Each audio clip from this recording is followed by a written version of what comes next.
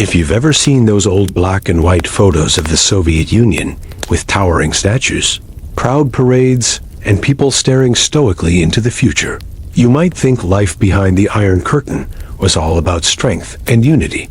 But the truth is, it wasn't that simple in this video. We're going to quietly explore the lesser-known side of Soviet life. The endless waiting lines, the fear of saying the wrong thing, the gray apartments, the quiet rebellions, and the dreams that didn't always survive the system. Before you get too comfortable, make sure to hit the subscribe button and drop your city name and local time in the comments, so we know where in the world you're watching from. Now let's dim the lights and step back in time. At first glance, the Soviet Union promised something extraordinary. A worker's paradise, a classless utopia, a land where everyone would have a job, a home, free education, and universal health care. No kings, no rich industrialists lording over the poor, just honest people working together for a better future. Sounds pretty good, right? But here's the thing. What looks good in theory doesn't always feel good in practice on paper. Life in the Soviet Union might have seemed like a bold leap into a fairer world. In reality, for most ordinary citizens, it was a strange mix of scarcity, fear, monotony, and quiet frustration. And all of it was wrapped in a thick layer of propaganda, telling you it was the best life imaginable. Let's start with something simple: getting food. In many Soviet cities, food wasn't something you just picked up from the corner store. You'd wait in long, slow-moving lines, sometimes for hours, just for the chance to buy basic items like bread, butter, or meat. And when you got to the front, maybe there was nothing left, or maybe there was one sad-looking chicken that everyone had already rejected. Some people would stand in line without even knowing what was being sold. They just knew something might be available. Even staples like toilet paper or soap could disappear for months. People learned to hoard, to trade, and to get creative with their resources. Bartering became an underground skill. You knew someone who could trade you a bar of soap for some sugar. You knew someone else who had access to imported jeans, which could be worth more than a week's wages. Officially, everyone was equal. Unofficially, some people, especially those with access to the black market, were a lot more equal than others. And speaking of wages, let's talk about work in the Soviet Union. Everybody had a job. That part is true. Unemployment was technically illegal, but having a job didn't always mean doing useful or fulfilling work. In fact, it was common for entire departments or offices to exist just to give people something to do. A joke went around that they pretend to pay us, and we pretend to work. Factories kept churning out things nobody wanted just to meet quotas. Workers would clock in, push some papers around, and go home. Productivity wasn't the goal. Obedience was if you were a good Soviet citizen, quiet, reliable, and never asked to many questions. Your life could be relatively stable, but curiosity was dangerous. Asking why food was missing, or why someone had been arrested, or why your cousin in Moscow suddenly vanished one day. Those kinds of questions could land you in trouble. The Soviet government watched everything. The KGB, the powerful security agency, had ears everywhere. Friends, neighbors, co-workers, anyone could be an informant. Even your own spouse or child. Imagine living like that, knowing that the walls could be listening. You'd learn to speak carefully, or not at all. You'd keep your thoughts to yourself. Over time, silence became a survival skill. Housing was another promise that came with problems. In theory, everyone got an apartment, but that apartment might be tiny. You might share it with another family or two. These were called communal apartments, and they weren't just common. They were normal. Families shared kitchens, bathrooms, and laundry lines. Privacy was almost non-existent. You could hear your neighbors snoring, fighting, crying through the paper-thin walls, and again, you never knew who might be listening. The buildings themselves were often bleak. Gray blocks made from concrete slabs, identical in every direction. They looked like they were built in a hurry, and they were. After World War II, housing had to be rebuilt fast. And beauty wasn't a priority. These structures were called Khrushchevkas after Premier Nikita Khrushchev, and while they offered shelter, they weren't built to inspire. Joy entertainment was tightly controlled. You didn't just turn on the TV and flip through channels. There were a few state-approved programs, heavy on patriotism and light on fun Western music. Was banned or censored movies had to pass strict guidelines. Literature was edited or banned altogether. Still, people found ways to pass the time. Some read old books, others played chess, and many found comfort in the little rituals of daily life. Tea with neighbors, weekend walks, quiet evenings with the family. Education was free and rigorous, but it came with its own kind of conditioning. From a young age, children were taught to honor the state, to praise the Soviet system, and to fear the enemies outside. They wore uniforms, memorized patriotic songs, and practiced military drills. Independent thinking wasn't encouraged. Creativity was fine, so long as it didn't question authority. But let's not paint it all in black. There were people who found meaning in their lives, engineers who truly believed they were building a better world, teachers who cared about their students, doctors who worked tirelessly, even in underfunded hospitals. There was camaraderie and struggle shared, laughter and hardship, and the simple human connections that no system could fully suppress. Soviet Union wasn't a cartoon villain. It was a vast, complicated place with over 290 million people, dozens of cultures, and a long, tangled history. For some, especially those who benefited from the system or held positions of power, it really did offer stability and opportunity. But for the average citizen, the factory worker in Leningrad, the teacher in Kiev, the grandmother in a Siberian village, life was often a slow gray trudge through shortages, suspicion, and silent endurance. Weren't starving, but you were hungry. You weren't in prison, but you couldn't speak freely. You weren't alone, but you never felt entirely safe. And that's the strange thing about the Soviet dream.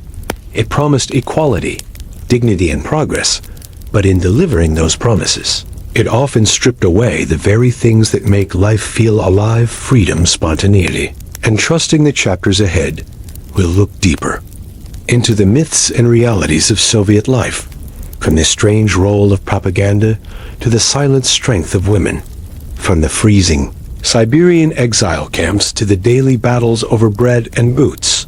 There's a lot more to explore, but for now, just let this settle in. Behind the parades and posters, behind the slogans and speeches, real people were just trying to live their lives. And often they were doing it in spite of the system, not because of it. If you wanted to understand what life really felt like inside the Soviet Union, you didn't need to look at a map or a history book. You just had to look at how people spoke or didn't, the silences, the pauses, the careful choice of words. You'd feel it in the way someone glanced over their shoulder before saying something mildly critical about the government. That tension, that whisper-level caution, fear in the Soviet Union wasn't loud. It was quiet, it was patient, it was everywhere. This wasn't just the fear of being poor or of going without. It was the deeper fear that your thoughts, your jokes, your doubts could cost you your freedom, or worse, your life. At the core of this fear machine was the KGB, the Soviet Security Agency. Its full name was Komitet Gosударственной Безопасности, Committee for State Security. It sounds like a dull government department, but in reality, it was one of the most powerful institutions in the entire country. Think of the KGB as a combination of the FBI, CIA, and a shadowy thought police all rolled into one. Their job wasn't just to protect the state. It was to control the population through surveillance, intimidation, and when needed, force. What made the KGB so effective was how invisible it was. You never really knew who was watching. It could be your coworker, your neighbor, a stranger on the bus, even your own family. Children were taught to report suspicious behavior, sometimes even their own parents. One careless comment at dinner, and suddenly your father got transferred. Only he never came back, once someone was under suspicion, they could disappear into the vast network of prisons, interrogation centers, and labor camps that stretched across the Soviet landscape. These weren't just places to punish criminals. These were places to erase dissent. Intellectuals, artists, scientists, religious leaders, or even someone who made a sarcastic remark about Stalin's mustache. They could all be labeled enemies of the Yim. People, the punishment didn't always come with a trial. Sometimes there was a knock at the door in the middle of the night. A black car, a polite, expressionless officer saying, "Come with us." And that was it. Your family might not know where. You went, they might never find out. In many cases, they didn't even ask, because asking could be dangerous too. The height of Stalin's purges in the 1930s, the fear reached fever pitch. People were arrested in waves, tens of thousands were. Executed, millions were sent to the Gulag. A system of forced labor camps spread across the coldest, most remote parts of the Soviet Union. Imagine building a railroad through frozen tundra with your bare hands, eating watery soup once a day, sleeping in a wooden bunk with 30 other people while frost crept into your bones. That was the Gulag. Some survived, many didn't even. After Stalin's death in 1953, the machinery of fear didn't stop. It just became more subtle. Leaders like Khrushchev and Brezhnev loosened some restrictions, but the surveillance state remained. Dissent was still crushed, just with different tools. Instead of outright executions, you might be declared mentally ill and locked in a psychiatric hospital, or you'd lose your job, get blacklisted, or be exiled to a faraway province. The point wasn't always to eliminate you. It was to isolate you, to break your will, to show everyone else what happened when you stepped out of line. And yet, despite all this, people still found ways to resist quietly, carefully. Some wrote samizdat, illegal, hand-copied literature that was passed from person to person like a secret treasure. Others listened to banned music on hidden radios, or secretly tuned in to foreign broadcasts, like the BBC or Voice of America. These were acts of rebellion, even if they seemed small. One of the strangest parts of living under this system was how deeply it affected your inner world. Over time, many people developed what's been called a double consciousness. On the outside, you were the perfect citizen. You said the right things, sang the national anthem, praised the leaders, but inside, you might be full of doubts, frustrations, and quiet anger. It was like wearing a mask every day of your life, and the longer you wore it, the harder it became to remember who you really were. This pressure affected artists and thinkers the most. Soviet writers couldn't publish freely. Every book, poem, or play had to be approved by state censors. If your work didn't glorify the state or promote the right ideals, it was banned. Some writers, like Alexander Solzhenitsyn, dared to tell the truth. His book, The Gulag Archipelago, exposed the horrors of the Soviet prison system. For this, he was harassed, censored, and eventually exiled. Others weren't so lucky. The great poet Osip Mandelstam died in a transit camp after being arrested for writing a poem mocking Stalin. His crime words, "That's all it took science to," wasn't safe from ideology. Most famous example was Trofim Lysenko, an agricultural scientist who rejected genetics and pushed pseudoscientific farming theories. Because his ideas aligned with Soviet ideology, he was supported by the state, even as real scientists were silenced or imprisoned. As a result, Soviet agriculture suffered, and food shortages worsened. Truth in the Soviet Union often lost to belief. Even humor had to be handled carefully. Jokes were a coping mechanism, but telling the wrong one could land you in hot water. A common joke went, "The future is certain. It's the past that keeps changing." It was a dark nod to how Soviet history books were constantly rewritten to reflect the latest party line. Heroes of the revolution could become villains overnight, and suddenly their pictures disappeared from newspapers and encyclopedias. It was as if they'd never existed at all. This manipulation of reality wasn't just political, it was deeply personal. It made people doubt their memories, their instincts, even their own experiences. When the truth is constantly shifting, you start to wonder, what can I actually trust? Despite all of this, most people weren't plotting revolutions. They were just trying to get through the day. Go to work, feed the kids, avoid attention, maybe sneak a laugh with a trusted friend, maybe read a banned poem in the quiet of the night. The danger was real, but so was the human spirit. People still fell in love, they still wrote songs, they still found joy in little things.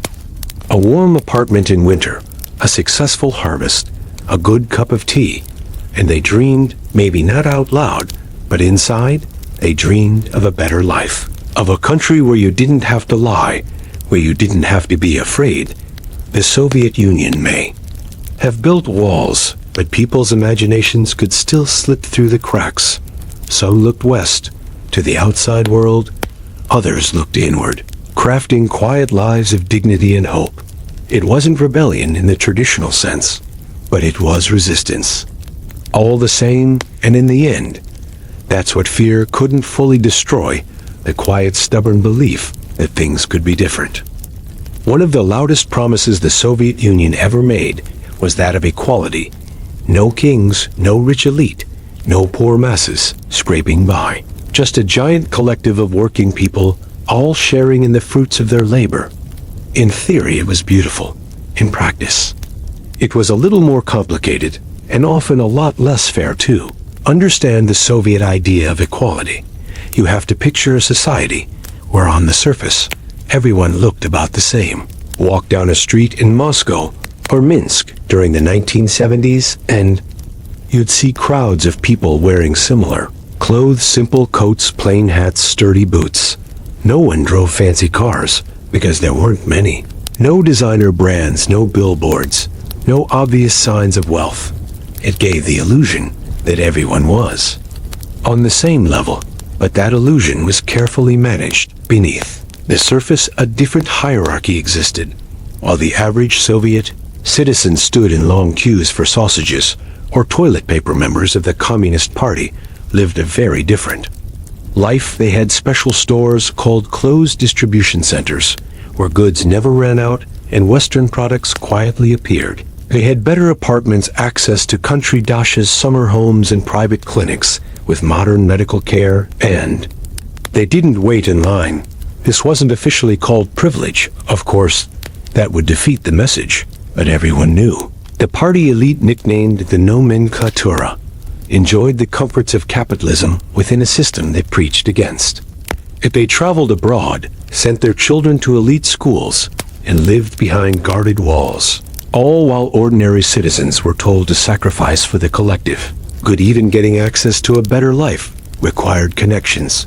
Who you knew mattered more than what you knew. If your uncle was a party official, you might get a better job or a better apartment. If you had a friend at the Ministry of Trade, maybe you could score a decent pair of shoes. It was called Blata system of informal favors and quiet deals that greased the wheels of daily life. This wasn't corruption in the classic sense. It was survival. When the shelves were bare and the bureaucracy was slow, people leaned on relationships to get things done. Need a dentist appointment before next year? Know someone? Want a refrigerator? Trade favors.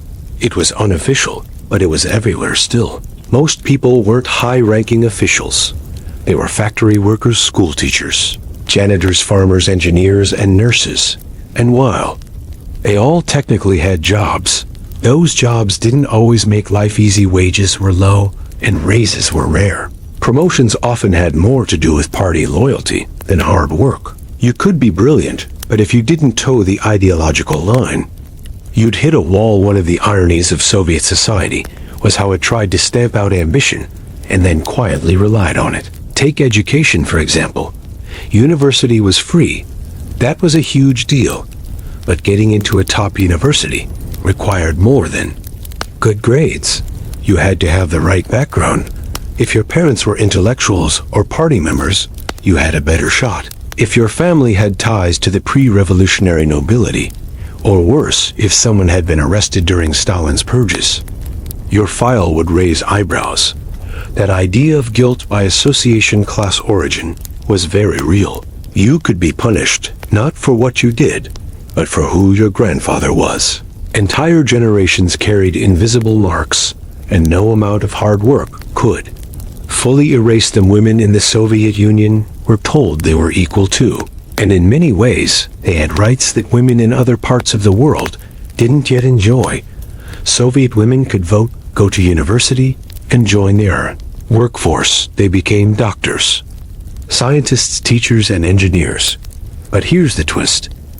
While women were told they had equal status, they were still expected to carry the full weight of traditional roles at home. So, a typical Soviet woman might work a full-time job during the day, and then come home to cook, clean, and raise the children. Men were not always expected to help much in the domestic sphere. Add to that the stress of finding food, navigating shortages, and surviving in a society that monitored everything end. You start to see the quiet pressure women faced. It was a heavy double burden. Children were raised to believe they were the future. Schools taught loyalty to the state from a young age. In first grade, students joined the Young Pioneers, a youth organization. That looked and sounded a lot like the Scouts, but with a political twist. Children wore red scarves, memorized slogans, sang patriotic songs, and were rewarded for obedience and ideological correctness. Even playtime had structure.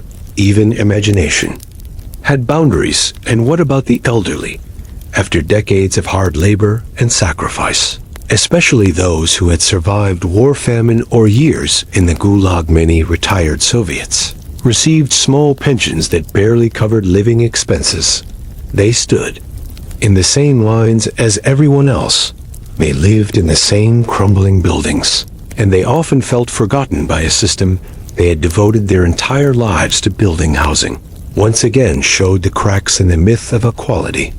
Yes, the state gave you an apartment, but it could take years, sometimes decades, to get one. A young couple might live with both sets of parents in a tiny 2-room flat, waiting their turn. Some families passed down housing spots like heirlooms. Others used connections or bribery to jump the queue. And once you got a place, it wasn't truly yours. You couldn't sell it. You couldn't paint it neon pink. It belonged to the state, and you lived in it with the state's permission. Still, in this gray landscape, moments of color persisted. People decorated their apartments with lace curtains, hung family photos, and grew plants on their windowsills. They found joy in things that didn't cost money, singing folk songs, cooking traditional dishes, telling stories. And in a strange way, the shared struggle brought people together. When everything is scarce, generosity becomes a quiet rebellion. A neighbor offering sugar, a friend sneaking you a banned book, a family gathering around a scratched-up record player. Those were the moments that mattered. The Soviet Union didn't deliver on its promises of equality. Not really, but it did leave behind a population that was tough, resourceful, and more than anything used to surviving under pressure. And maybe that's the strangest part. Even in a system built on control and limitation, people found ways to live. Not just exist, but live. With humor, kindness, and a stubborn refusal to let the grayness win. Because in the end, equality that's forced from above tends to crumble. But the human need for fairness, for dignity, for connection, that doesn't go away. It just waits quietly for its moment.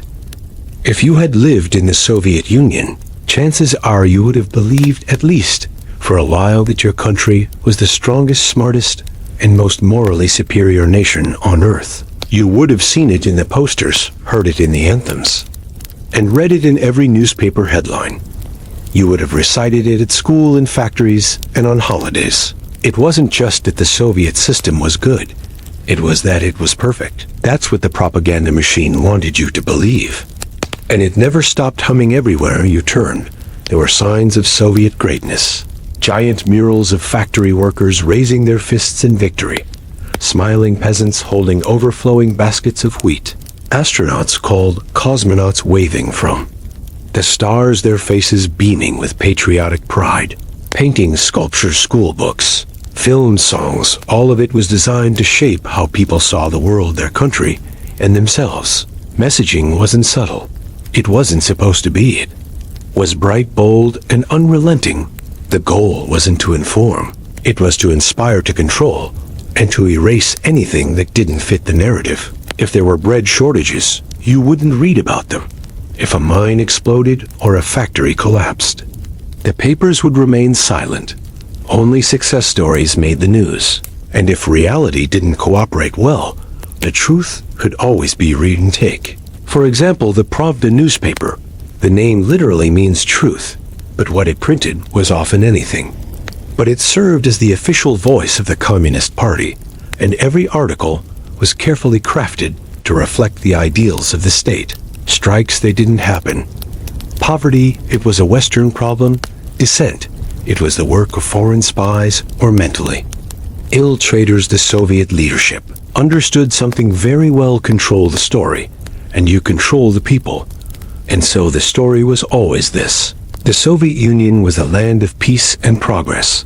The West, especially the United States, was a corrupt, greedy, violent place teetering on the edge of collapse.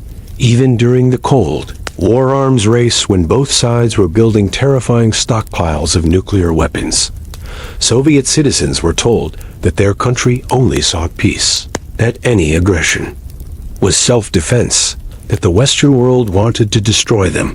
This wasn't just messaging for adults. Children were steeped in it from the moment they entered school. Soviet classrooms were filled with portraits of Lenin, and later, Brezhnev textbooks taught a very specific version of History 1, where the revolution saved the country, where Stalin was a wise and noble leader, and where the Communist Party was always right. Even fairy tales and cartoons were rewritten to serve the message. Heroes became model workers.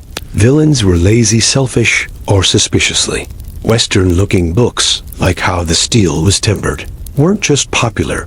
They were required reading, filled with stories of ideal Soviet citizens sacrificing everything for the collective good. And then there were the parades, giant military processions on red, square rows of tanks, thousands of soldiers marching in perfect sync, airplanes flying overhead in formation, enormous portraits of Lenin, Stalin, or the current leader held high by crowds. These weren't just displays of power. They were theater, carefully rehearsed, meticulously planned, and designed to show the world and the people that the Soviet system was not only strong but unshakable. But of course, real life wasn't always so perfect. People noticed when the store shelves were empty. They noticed when their cousin couldn't get medicine, or when their apartment flooded and no one came to fix it.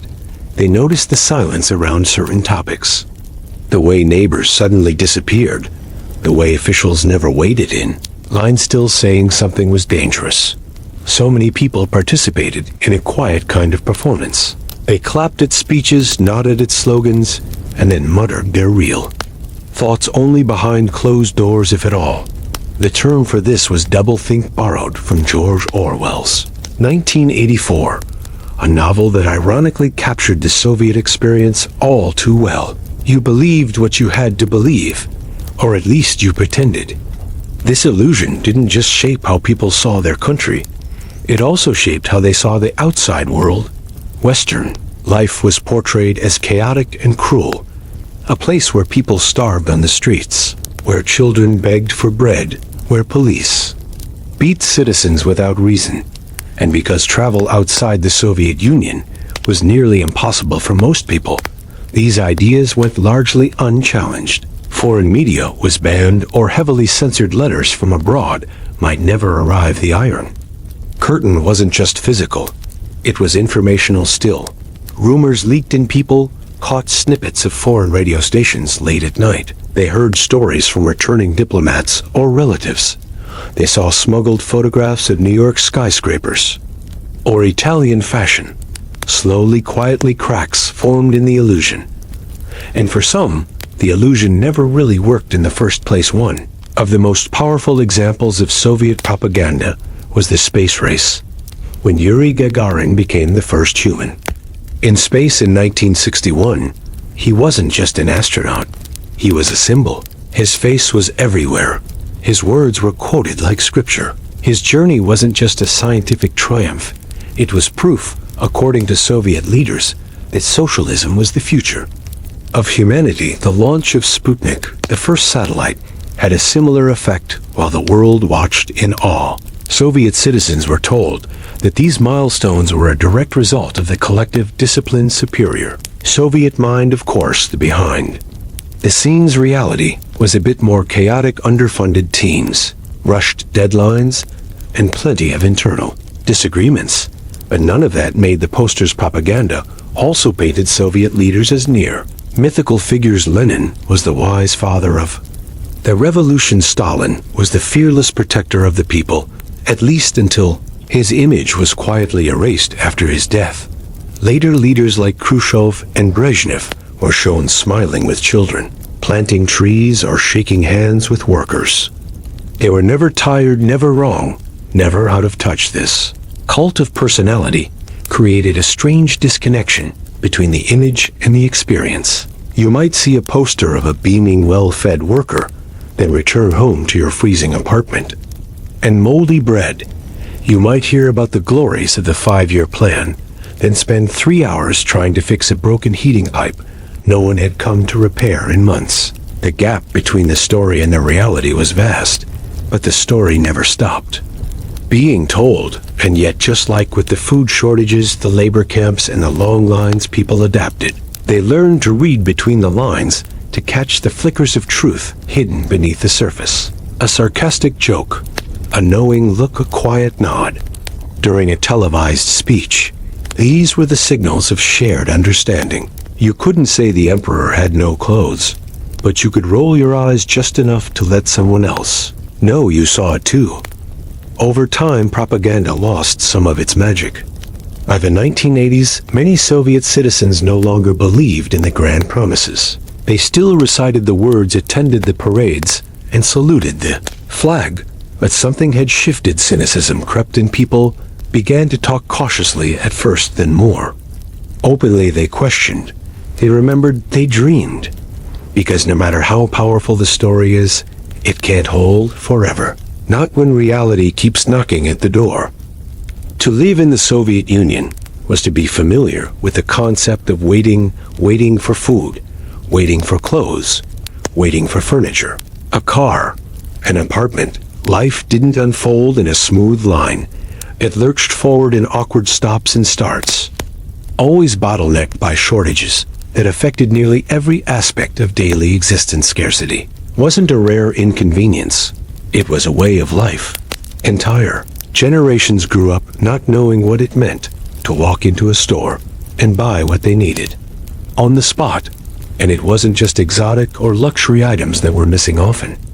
It was the most basic things: milk, eggs, toothpaste, children's shoes, winter jackets, soap. Even toilet paper was a precious commodity, carefully rationed, and when necessary replaced with pages torn from old books or newspapers. And when goods did appear, they came with strings attached. You didn't just show up at the store and take something off the shelf. You stood in line, often for hours. You learned to recognize a good line when you saw one. A big crowd gathered outside a shop didn't cause annoyance. It created excitement. It meant something was available. People would join lines without even knowing what was being sold. Just-in-case shops themselves were often bare rows of empty shelves, meat counters with one sad cut wrapped in plastic, a dairy section with a few battered bottles of sour milk.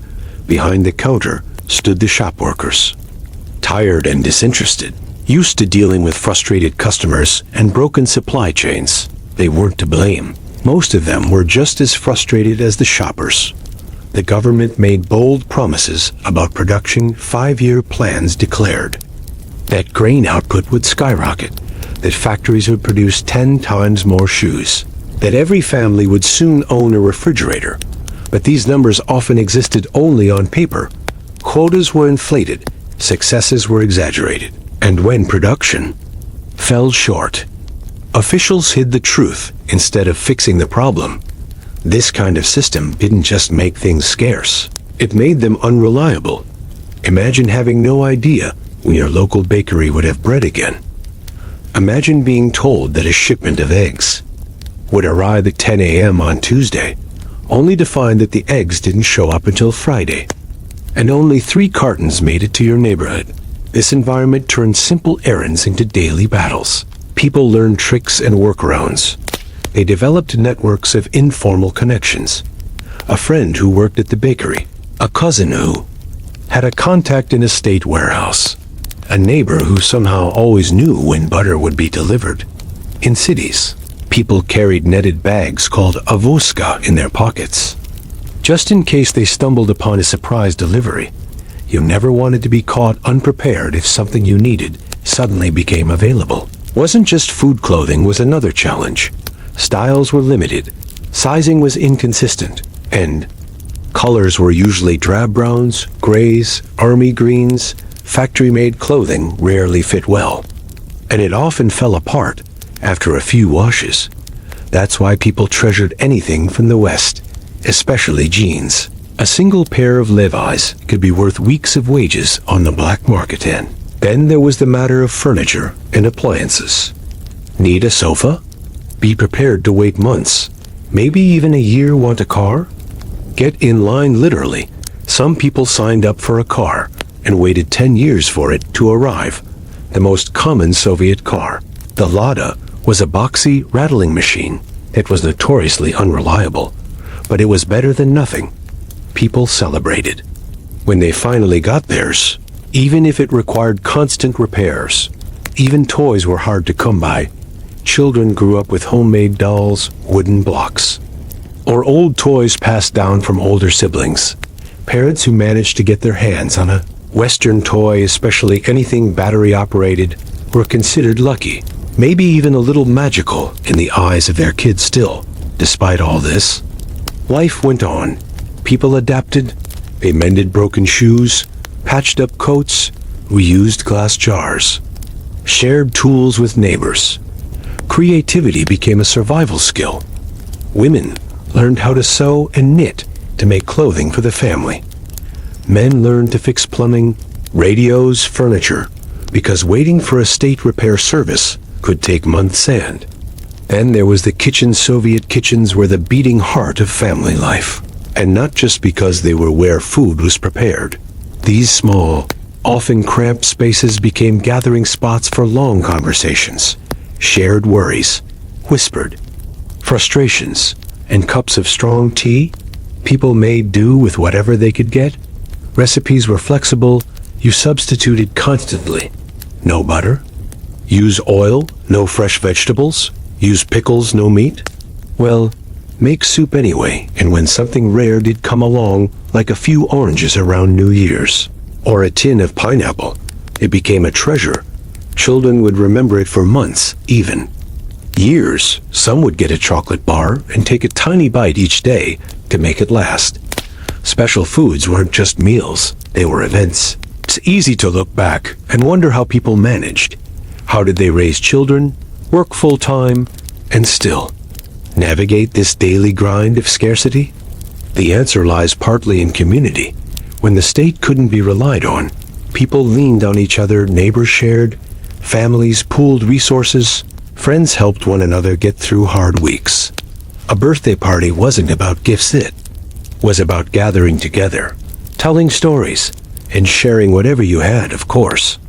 There were moments when the shortages felt crushing. The frustration of not being able to find medicine for a sick child, the humiliation of begging for shoes that fit, the sadness of walking home empty-handed again. Those were real too. But most people didn't break. They bent. They adjusted. They endured.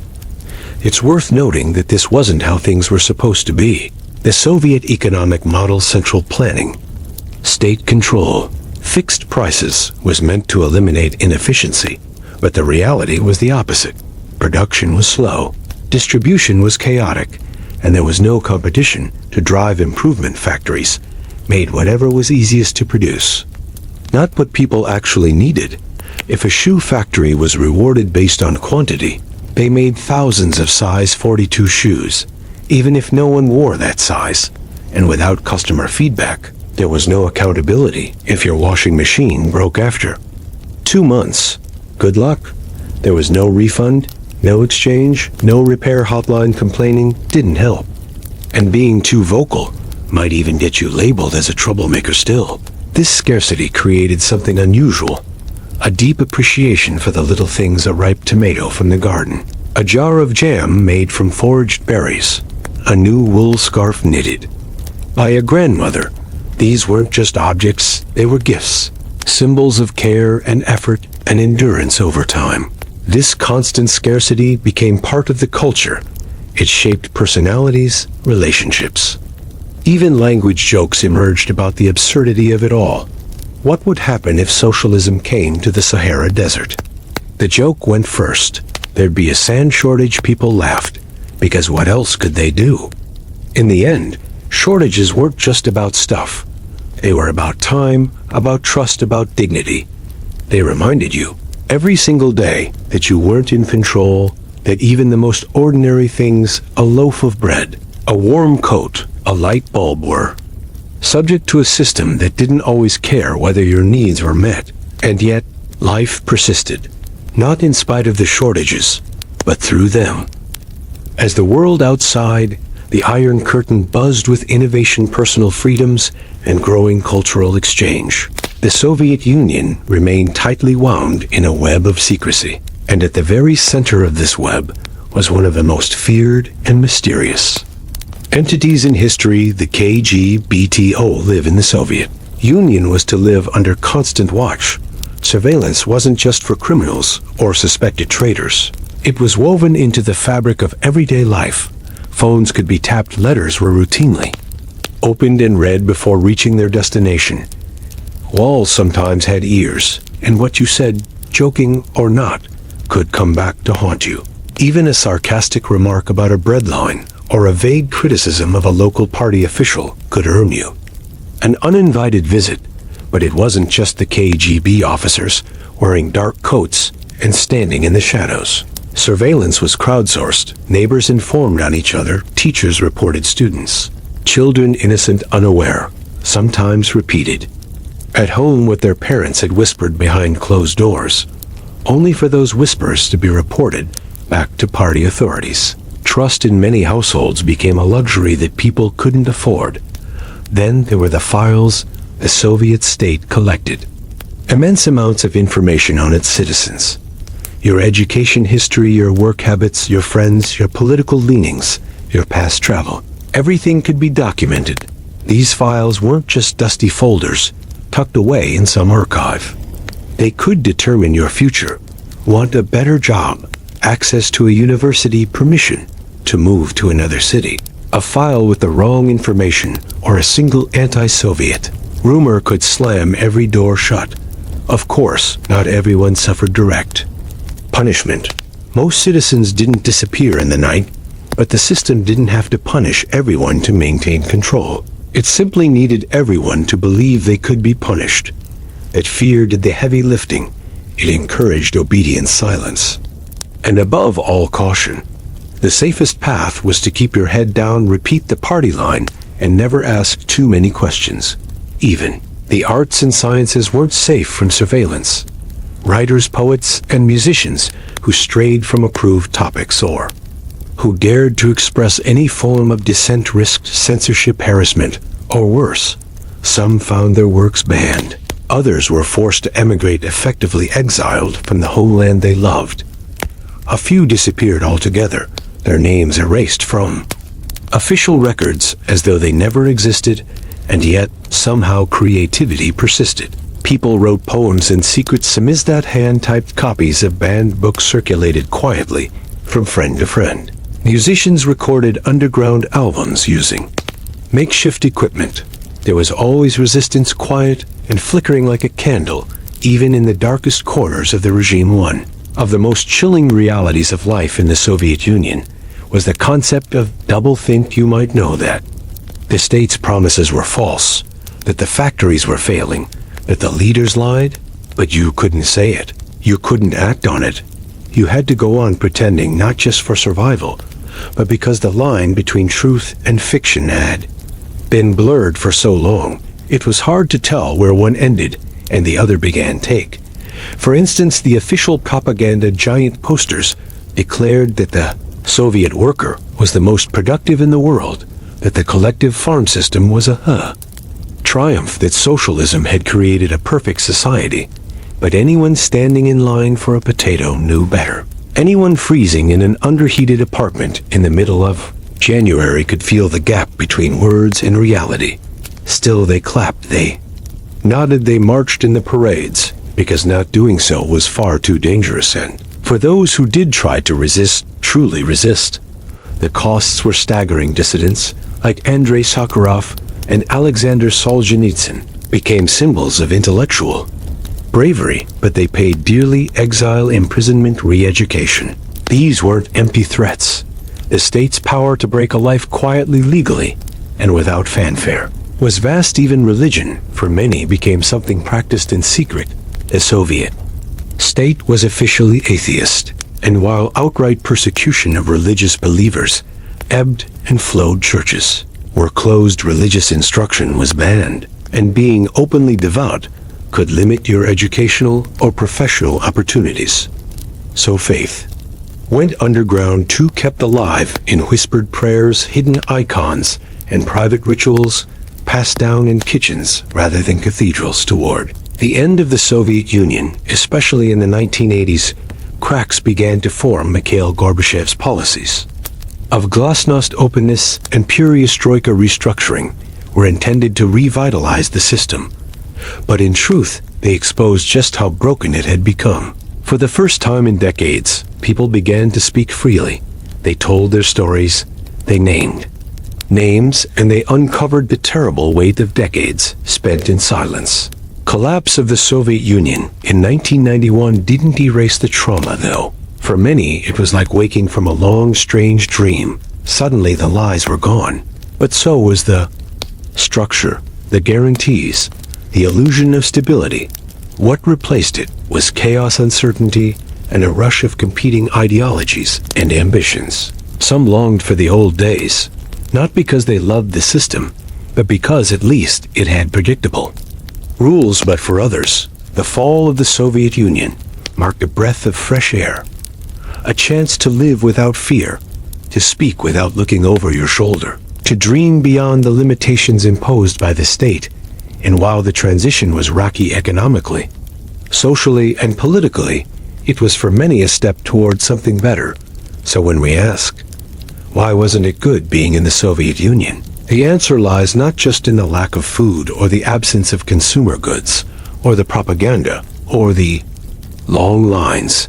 It lies in the weight of living without freedom, without privacy, without truth. It was a world where trust was dangerous, where silence was survival, and where the greatest crime wasn't theft or violence, but asking the wrong question out loud. And that's the true cost of a system built on fear. It doesn't just control your life, it controls your mind.